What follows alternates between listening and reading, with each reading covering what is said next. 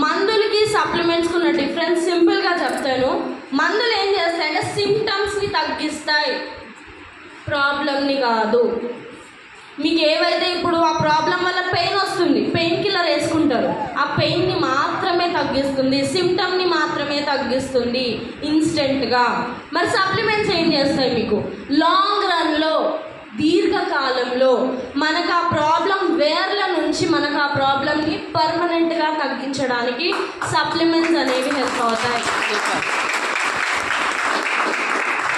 So ఇక్కడ మనకి ఒక సైంటిస్ట్, క్యాన్సర్ని డిస్కవరీ చేసిన సైంటిస్ట్, ఈయన నోబెల్ ప్రైజ్ విన్నర్, ఈయన డాక్టర్ ఆటో వార్బర్గ్. ఈయన మనకి ఏం చెప్తున్నారంటే no disease including cancer can exist in an alkaline environment.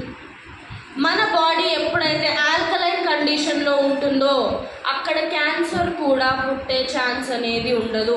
మన బాడీలో మినరల్స్ అనేవి అంత ఇంపార్టెంట్ రోల్ని ప్లే చేస్తుంది.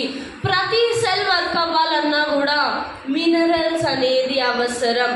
సో మినరల్స్ మన బాడీలో సో మినరల్స్ మన